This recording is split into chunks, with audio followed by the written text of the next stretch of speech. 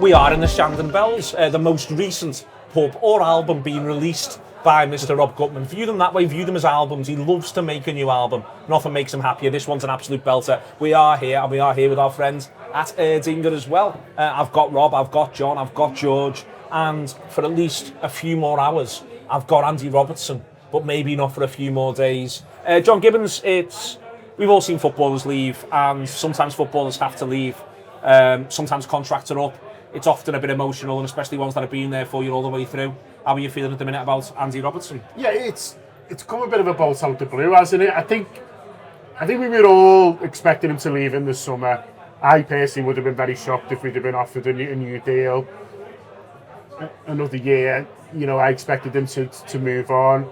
Not necessarily to the Premier League, maybe back into Celtic or whatever, who knows. But for this one to happen, obviously Spurs feel like their hand's been forced a little bit. They were apparently looking at him next year, and then because of injuries they want to move it along. And the fact that Liverpool are entertaining it is interesting to me. It says a couple of things. It suggests that, well, they're very happy with Kirkus at the moment, and why should he be? He's playing really well.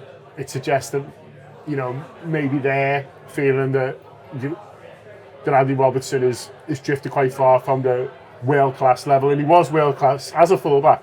In that position, he was world-class. He's genuine, greatest Liverpool 11 territory, Yeah.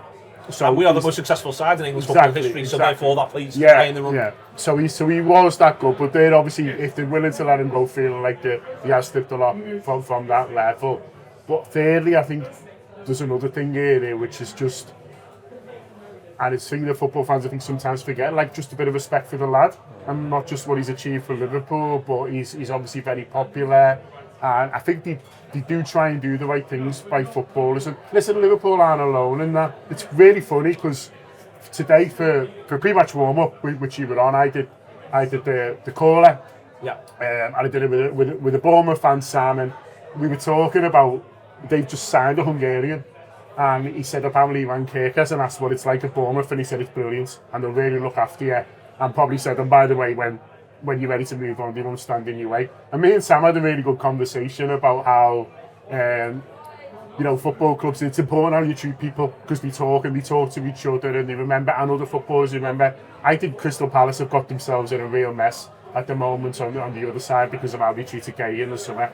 And the fans might have thought they had a win, but now everyone just wants to get out, and I think a lot of his teammates probably thought that was out of order, that he was fucking in Liverpool, it's Liverpool. And yeah, he's got a really good move now, and he seems perfectly happy, and to an extent, good luck to him. But I think there's knock-on effects that are going to be lasting on that, and so I think within football clubs, they're working with each other, they're working with, you're right. Yeah, fine. You're dying to jump in. No, I'm not. They're working with players, and they're working the human beings they respect. And I think more than often, and I think this is sort of how we've got in the mess with Harvey Ellis, is that we tried to do the right thing for the lad and didn't go, no, we're insisting on money this summer, we're insisting on a fee, or he's not going. They try, and then it's ended up backfiring a little bit. But I think it happens more than people think with certain clubs, especially when you always got your eye on. We want a reputation amongst his teammates, amongst his future teammates, that when it comes down to it, we'll do the right thing. So I think if he does go, I think it'll be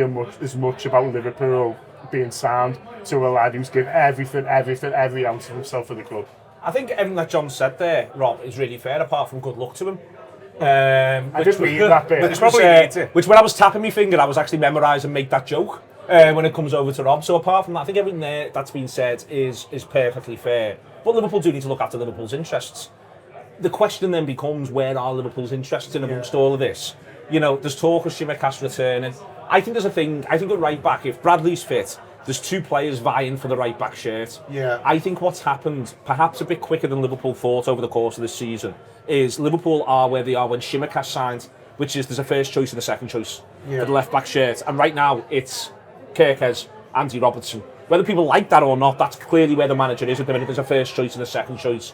So I wonder if that plays into this, and that if Liverpool, and Andy Robertson doesn't want to be a second choice as well at this point in his life, at this point in his career. So I think this is all a moving part here. But Liverpool have got to look at Liverpool. Yeah, my first, last and always is the ruthless. What helps Liverpool win the next set of matches? compete in the best way for the rest of the season that they can. And we can give Andy Robertson a hug later. What was that thing in Seinfeld? No hugging, no learning. Right? That was their script writing thing. Yeah. I'm all about that with Liverpool. No hugging, no learning. I'm not. John's point is obviously correct and human about players talk, but there's a time and a place for it, in my opinion, and it is not in the January window when your squad is threadbare to downgrade. And Kostas Tsimikas is a downgrade on Andy Robertson. Kerkez could pull a hamstring tomorrow against Bournemouth. Andy Robertson could yet play in a European Cup semi-final for Liverpool. All interests are served, more or less, in my estimation, by Andy Robertson seeing this out from June, at which time Liverpool have had notice, but they had no serious. They didn't expect to see Andy Robertson beyond this June anyway, so they're probably working on something. Unless they're fast-tracking a youngish project centre-half who might sign before the end of the January window, it makes zero sense for Liverpool Football Club to let this player go now, unless Tottenham are offering £10 million.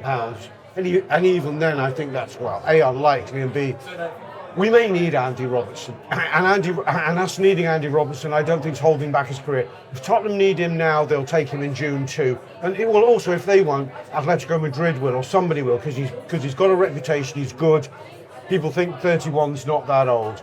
But to me, it would be nonsense if Liverpool let him go this window without anybody coming into the squad. And quite frankly, I don't think they will. Do you agree? I absolutely agree with everything that Rob said. I think, including they don't think they will part. Well, we don't know. We're not privy to that, are we? But what we've seen in the summer is that we left the left-hand side really short.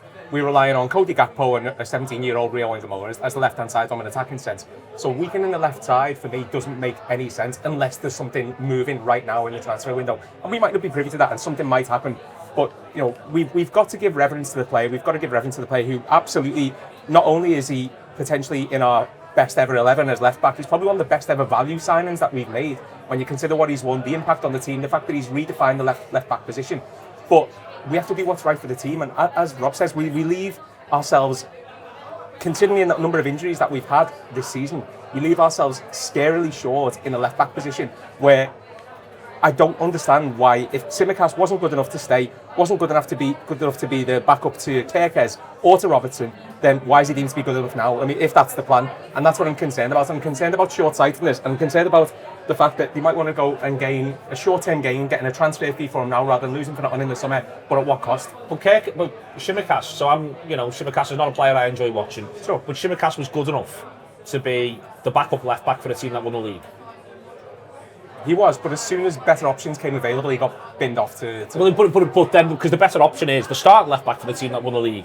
But the point being is that the starting left back thought he was vying for the shirt to be the starting left back. And here we are in January, and he is not the starting left back. I don't think anyone can say he is. It's not reasonable to say that. I don't think so. But what's our net position? Our net position with Kerkez, with Robertson as a backup, is it better or worse than Kerkez with Tsimikas as a backup? I think our net position is better with Kerkez with Robertson as a backup. I do too. But then within that, then there's the factors that John talked about, up to and including if the player himself is the person who's saying I'd like to go. And being sound is lovely. You know, we should be sound to our players, and particularly players who've served so well and won everything.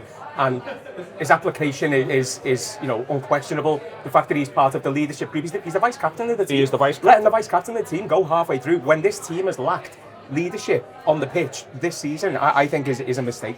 And I don't think I'd want to go if I was Andy, quite frankly. Yeah. I think he's got a bet to make on this as well. I Even if think so. Liverpool, it's all on you. They follow John's guidance and say you've served your time. You're honoured citizen of this football club. It's up to you. I think if I was Andy talking to my agent, my family, I'd go, these could go the distance in the European Cup. This kid is getting better and better, but it doesn't mean he's going to play every game. Doesn't mean he's not going to have a niggle. And also, quite frankly, Andy Robertson can play left-sided centre-back in an emergency. By the way, no, we can all pull the face. The face was pulled. You pulled the face, but if Virgil van Dijk gets injured tomorrow, Ibu Konate can't play. Do you know? Well, it's Gravenberch or Andy Robertson who are playing there. We don't have a new backup Can we all touch wood, please? I don't believe in touching wood. Formica. And we touch Formica, the new one. It's deliberate as well. I actually think the fact that Andy can play two positions, and he can nominally play them. I wouldn't want him in a set-piece situation, but he can pass the ball out from the back. All I'm saying is, I think from his point of view, from Liverpool's point of view, it doesn't really make sense for him to move now, unless Tottenham are really playing a game of brinkmanship and go, you've got a 3-year contract, or you can fuck off, Andy. And it's it's not as if it's Real Madrid or Atletico Madrid. It's Tottenham. Fucking Tottenham. It's Tottenham. Andy Robertson deserves the biggest send-off. Andy Robertson deserves a mural on the Kop. Andy Robertson deserves the lap of honour, going around the pitch with his family and going and giving him everything, and then giving him a big send-off. It shouldn't be mid-season for me. It just doesn't feel right. I mean, first of all, we can do that at Karabakh if we want. Do you know what I mean? Yeah, do the big send-off, you can start that, you can play, you can get his big send-off, you can do that. Also, players, the send-off's quite a new thing, isn't it? Like, Yes. I would say, like, it's not... I love making paper airplanes. No, I mean, I'm fine with it, but I like it, and I like that we do it, but there's plenty of greats over the years for Liverpool who haven't had them. And so, I think... It's interesting as well when we talk about the players. You said there, Rob, Chimikas is a massive downgrade on Andy Robertson. I might be wrong about that if I think. Well, I think the manager would, honestly, would yeah, I'm rethinking this. No, it's fine. I mean, I wish Mark Gay all the best, so we're all making mistakes here. But you know, we're all just shooting the breeze. I played the Shandon Bells. It just makes it so free and easy. It's the vibe. What was I saying? I think it looked like the manager last season at times couldn't pick between the two of them, so it was just sort of... That is a very fair point. That occurred to me after I said... He wasn't so sure. Yeah. I sort of half wondered, even before all this, whether the plan all along was... maybe why the reason why he went out on loan to me, because Robertson will be second choice left back this season, and then he'll do a year, he'll go, and then we'll bring Costas back to be second choice after that. I wonder whether that was the plan, in which case, you know, Tottenham were just bringing it forward and we're just bringing it forward.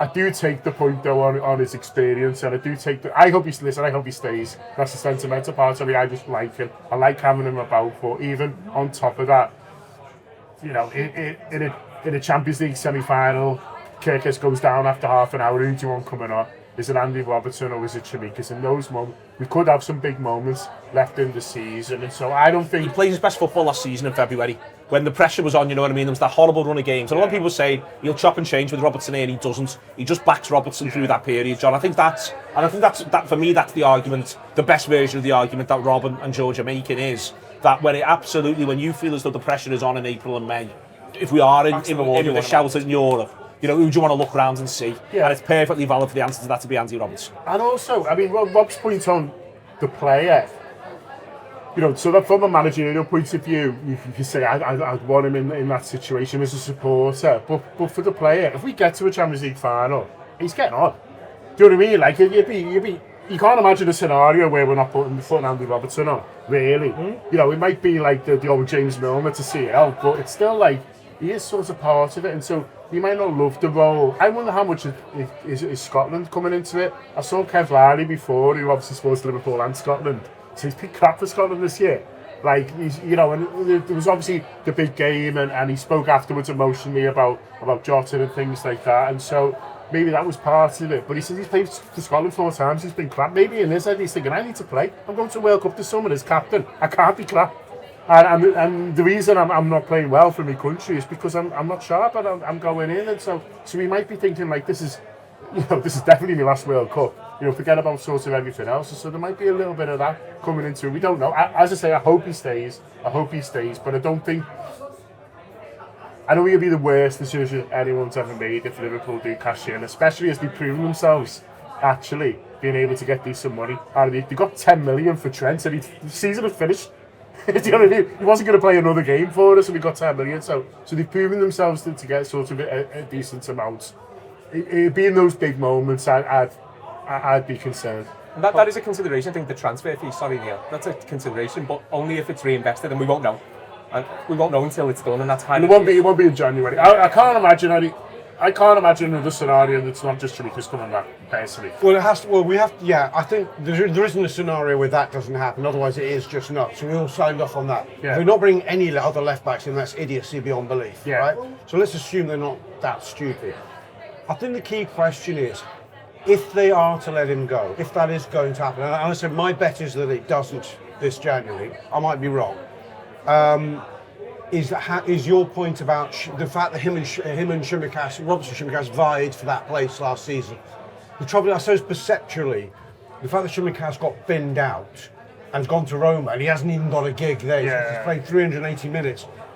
A player we weren't sure of, to put it kindly, has got worse in those 4 months. Yeah, he's not sharp. He's got worse than other people's estimation of him. He hasn't had any games, so he's got no fucking rhythm. So if Robbo's going to be shit for Scotland, Shimikas is going to be shit for us, following that logic. So none of us think, yeah, he's Shimikas. Maybe Arnold looks at the set piece, what does he call it? The net set piece ratio, whatever it is, thing that we've suffered from all season, and says, one thing Shimikas did do very well last season is put the ball on people's heads in the box. And for free kicks. Maybe he's thinking that's a secret weapon, and I wouldn't mind I miss a little bit of that. Maybe it is. I don't know. I said to Neil before we came on, I've got a third diddle, if that's on this. Liverpool want Mickey van der Ven, who Tottenham wanted a record fee for a centre half for. So we give them 80 million, and they give us 2 million. And the net 78. I'm semi-joking here, but there could be a goodwill thing between the clubs that's in play in the background. Yeah. Optimistic? Who knows? Maybe. Okay, we are with Erdinger. We are in the Shands and Bells. We will be back in a second to talk briefly about Marseille and then Bournemouth.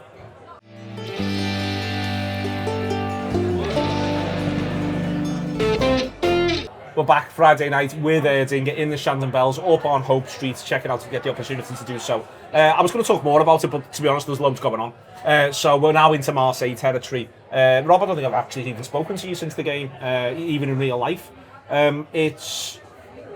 It was a really reassuring performance. It was a really good European performance. It didn't feel like it either been pulled out up from the socks either, which is a bit how you felt about Inter Milan or Arsenal. Yeah. When it was happening, it had a nice air of almost familiarity about it. Like, this is the way this should go, and it is going like this. And that to me was the best thing about the whole thing. We were bullying them on top. We were controlling them from the get-go, and I kept thinking, that's sort of how it should be. But we've sort of grown to not take that kind of thing for granted anymore. And eventually they come out and have a flurry, but we broadly keep them where we want them. And I thought going into the game that it was a game with huge potential peril. They're third in the league. They're a stone's throw off the Champions League winners, Paris Saint-Germain, double winners. Score more goals than them. Score more goals than them. They're a more than decent side. They've got players I've heard of all over the pitch. So you think that's a banana skin. I was taking a draw all day long. I thought in my not my wildest thoughts that we could win. I thought if we win, it'll be another Inter Milan job, right? We'll have to grind it. We'll have to get one. This actually could be harder. I actually thought this could be harder than Inter Milan. Maybe I built them up too much in my mind.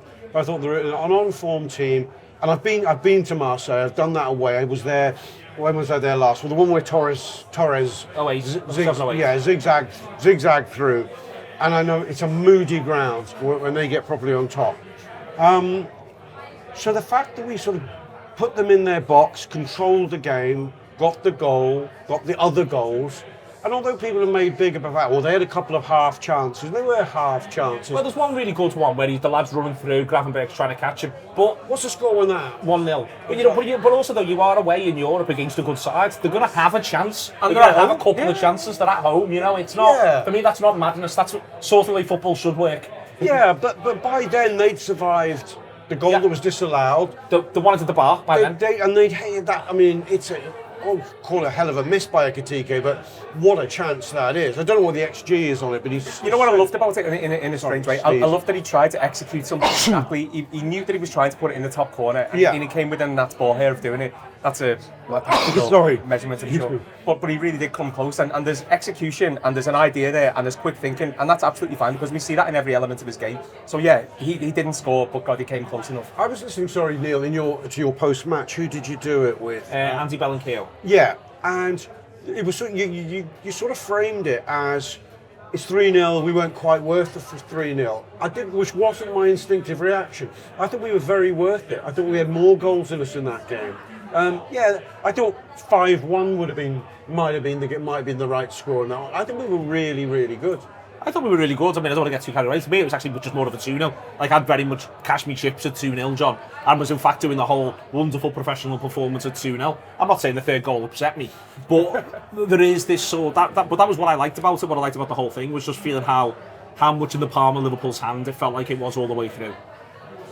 Well, you forget, because we've not been in that position, and sometimes when you've won a game 2-0 and the other team's got nothing to lose, they'll leave the back door open, and that's what they did. That third goal doesn't get scored at 0-0 because they're not that open and things like that, and so the third goal's almost like a little bit of a bonus one that comes from the fact that they're either having to throw caution to the wind, or they've sort of given up a little bit as well, and so it's all over the shop. Yeah, they're all over the shop, exactly, for one way or another.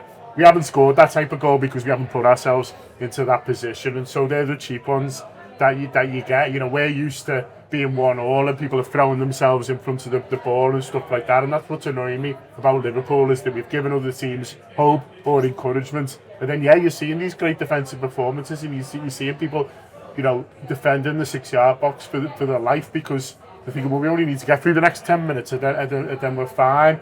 That was a tough game for the Marseille players. I think Liverpool would have cut above everyone else they played this season, and that's how we should be. That's you know, what everyone's come off. I think fucking hell, they were good. I reckon the Marseille players probably fancied it going in because they scored all those goals and they beat Newcastle. You know, came from behind in that. You know, they've got the crowd. You know, coming to our place. You know, they're in for a tough time, and then they probably come off going, yeah, they're better than us, fair play, and that's a good feeling to have done that. It's a really good feeling. Because I've been enough with this season. Yeah, exactly. They'll bounce into the weekend with the proverbial confidence that you get, the proverbial bounce, won't they? And we need it with these things always worry me away in Europe with 48, 72 hours between games.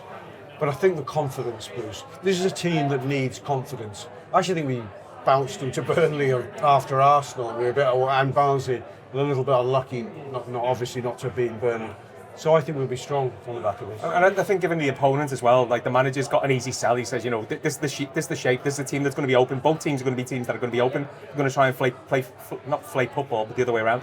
They're going to try and play football. Yeah, who knows? And if they do, then fair play to them. But Bournemouth are going to do the same thing. They're going to have a similar shape. They're going to come out and attack us, and there's going to be space. So it's an easy sell, and hopefully they'll go on with the same mentality again when it comes to tomorrow's game. I think as well, the thing you forget is the opposition don't score for them every chance. So that one where Gravenberg's closing in on him and he blazes it, you know, it feels like a big chance before you got away with one there. That's because they've been all going in. They really have. No, it has, yeah. And the manager said it, and you don't want to hear it, but he's a bit like, people, at some point, other teams are going to. If there's other teams are scoring from pretty much every shot, either your goalie's crap and we don't think he is, we think he's great, or you're having hard lines. That really. Burnley one was quintessential. Yeah. He's taking the shot. As he's taking the shot, I'm not thinking he's scoring. No. When he scores, I go, oh, fuck off. Really? You know, it's just not good enough. I mean, the most quintessential one is the Fulham one, which Fulham that's a piss take. The Burnley one's a decent chance, and I think, is it? Yeah, I think so, but it's still he's more likely to miss than score. And there's been quite a few even the good chances. You know, you talk about XG here. 0.3 is quite high for XG, but it still means he's more likely to miss than score. Yeah, it still means that a lot more likely to miss. Yeah, exactly. So you're in these situations where, you know, all these chances, and that's not to say we've been perfect. And that's not to say that, you know, and you can be clinical with your chances as well. By the way, that's allowed. It's nice. Yeah, especially if it's a penalty. Don't hit the bar. But I think we were in a run that statistically couldn't continue, and so even that chance only really felt like a big one because they've all been fucking going in. Yeah, no, I'm with that 100%. With tomorrow then, John, George sort of says, listen, they've had a few 0-0s at home this season. They are capable of that, and I think that the reason they've changed a little bit, I think this is an important detail for people, is last season, obviously they've lost Kirk, as everyone knows that. They lost the goalkeeper, but they lost the two centre-backs. And the two centre-backs have gone to Paris Saint-Germain and Real Madrid, not because they're brilliant stoppers, though they are capable of that as well, but because they're footballers, because they can pass. And they've lost that, and they've got two stoppers now. So they can be a bit more robust, and they're not quite as honed as they were. But that manager only wants to be front-footed. And you've got to think that worked for us going into tomorrow. Yeah, massively. As I said, again, I spoke to Sam before from back of the net as part of pre-match warm-up, and he was saying he was worried about the game because basically we only play one way, and as Arne Slot keeps saying, you know, that's the way that the Bournemouth plays is is the way that we want and the way that suits us. And so, listen, they're still a good team and they need to be respected, and they're playing a certain way because it's worked for them. But at the same time, you think about they've just lost the star man. You think about the fact that they've got to win now, but they're still not in a great run of form. You think about the fact that they're conceding goals. It feels like the best possible time to go there. It does. And listen, that's not to say that any away game is a gimme. But I don't think that there'll ever be maybe a better time. Obviously over the last few years and maybe in the next few years to go there, and they've got to take advantage of it, especially with the confidence from Wednesday. And I'm also kind of relieved as well that we're not at Anfield tomorrow. I think we need a little bit of a break sometimes, and I think 2 wins and come back to Carabao should be good atmosphere for the Champions League. No, I was in 204 on Saturday for the first half, and I moved in the second half because I was like, fucking hell, the negativity is killing me here. And it was the first game that I've been since Madrid because I've been away, and it struck me like the shift in dynamic, the shift in atmosphere, the shift in kind of mentality from the fan base. And I know the manager doesn't do himself any favours when it comes to what he's talking about, low blocks and how he struggles with it. Fucking hell, don't tell everyone. Don't tell everyone, because we're all going in feeling a little bit negative about it. Being away from home, it gives us an opportunity. The away fans are always bouncing, so we get in there. We're playing a team that should play to our strengths, which will give us the opportunity to go there and win. And I feel like it's going to be a good one. I'm still in the manager's camp with his Dutch honesty in saying what it is. I quite like. You see, he made a really insightful comment about. Was it after the game the other night or before, or the press conference? No, I think it was after. He goes, I know exactly why we're inconsistent. To lean into this point, because some teams play it one way and other teams play another way. We play well against them and not against them. I thought, well, on the one hand, that's a signpost. Like he made a joke. Sure. If Bournemouth do a low block, we're going to be in trouble. Yep. But I agree. By the same token, it shows he absolutely understands it and absolutely is working incrementally to try and improve it, I believe. But I think in a way what he's telling us is, I don't think he's quite. Is if the teams, it reminds me of the end of the Liverpool era actually, when we got beaten by in the late 80s, early 90s, we got beaten by Crystal Palace in a famous semi-final 4-3. When Wimbledon beat us in a cup final, suddenly we were facing teams that were all about set pieces. Nobody gave their defenders the ball ever. It was all long, and football changed, and everyone had to work it out. And Alex Ferguson worked it out quickest, realising you've got to win the war before you play football. And I think he's slowly but surely pointing that out to people. He's saying, well, he wouldn't say this, but Jurgen Klopp's teams had it easier. Teams were playing out against us all the time throughout the Klopp era, weren't they? We didn't face, of course they were low blocking against us at home because they were terrified. But what they weren't doing is booting it up the pitch to the keeper. Sort of agree. I don't think so. But I think the manager struggles with that element of the game where he is probably too honest. And I think from I don't know, maybe a Greek mythology perspective, Achilles didn't fucking go down to Paris and go, hey, if you get on this, because this is my weakness. So I mean, Klopp's first centre-half signing was Joel Matip on a free, 6'5". I always remember when he says in the second summer when he goes for Reina, Sissoko and Crouch, I need to sort this out. And, you know what I mean? I think there's a cyclical thing here, though. Yeah, but I also agree that I think that there's impact of the manager's words, and I don't know what he does, whether he sells them internally or whether he has different conversations with the team that he does to us when he's talking in press conferences, because you see the impact on the likes of Hugo Ekitike, where he's talking on his Instagram saying, like, making memes about low blocks. Like first he was happy and then there was a low block, and it's like if those words of the manager permeate the mentality of the players, then the players are going to feel defeated before they're even. I agree with you. I think some people say like, oh, don't you shut up about low blocks, you're telling the opposition what to do. That's a nonsense, they all know. So that's a nonsense. So they've got the best analysts, going in the Premier League. So other teams don't need Arne Slot to say, they all know that's a bit of a nonsense. But what it does to your own fans, and like you say, what it does to your own players is important. And that's why I would rather. I'll tell you a story now. I watched the game on Wednesday, like we all did. I watched it at home. And then straight after I put the traitors on, because it was on at 8 o'clock. So I watched the game, I watched a little bit of post-match, and then I watched Virgil's interview, because that was straight after. Love it. And then I put the traitors on, and then I sat there. And then 10 minutes later, my phone's gone bananas. And I'm like, what the fuck's happened? Do you know what I mean? Like, if someone died, and we signed someone, I look at it, and it's all my mates going mad, going, shut the fuck up about low blocks. Like honestly, like my phone was going mad because Arne Slot had done an interview and he'd said low blocks, and everyone I know going. It's not like the analysts from the other teams are going, what, low Yeah. block is it? Right, low They're not block. doing that, Yeah. but people are just fucking sick of it. Yeah. And so like there is a little bit of it, and then so like you say, it does permanent in. So when you go into Carabao, everyone's like, fucking hell, we can't do low block, we can't deal with it. And so it's not affecting the opposition, but I think he does just need to think about like, you know, how it's affecting the people you want him to go in and support. And he's honestly done brilliantly. He fucking won the league in his first season, but I think his personal sales are pretty poor. You know, when it comes to selling his own things and his own attributes and doing everything that you need to play the game a little bit. When you're a Liverpool manager, you need to be everything. You need to be figurehead. You need to be cheerleader. We demand a lot, and you know it has a physical toll as well. I was perplexed by one thing. His comment about how you can't do tactics against low blocks. Well, you can't play fast. It's your job to fucking work it out. No, he's quite clear. Yeah, I know. He was very clear. You can't just get to Marseilles. Deserve can't play fast, I can do tactics. Yeah. Against them, I can't. He then sort of slightly contradicted himself by, of course, it's all about the 1v1s out wide, right? If you dominate the 1v1, basically, if you can get to the byline, like you can do what Frimpong and Kirkers did against Burnley very successfully in the main.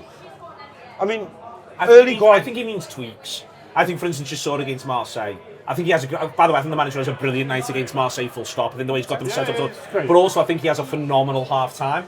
And if they come out and it's like they know where every bit of space is on the pitch. Yeah. And Zerbi's tried to tweak a couple of things and Liverpool just run all over them. And yes, He's read the script. There's a couple of breaks yet. He just completely. I think the manager has a great day. Absolutely nails it all the way through. No, not me, empty glass over there. Just dead quick. Changes from Wednesday for Saturday. You making any? You almost have to, I think, because of freshness over the. And I think he hinted at it slightly because people are trying to pin him down and say Mo starts again. Even I think it might be a bit reckless to make Salah start again. I don't know. I don't know. It's a really. I've struggled to give this any thought because he does. Which of the midfielders? Jones didn't start. Jones didn't start. So he can bring in Jones. He could bring in Gakpo. He can't do anything centre half. And that's about it. Is it Jones and Gakpo? Is that all he's got really? Yeah, but so you think for Salah? I think he might start Gakpo ahead of Atkinson for an hour.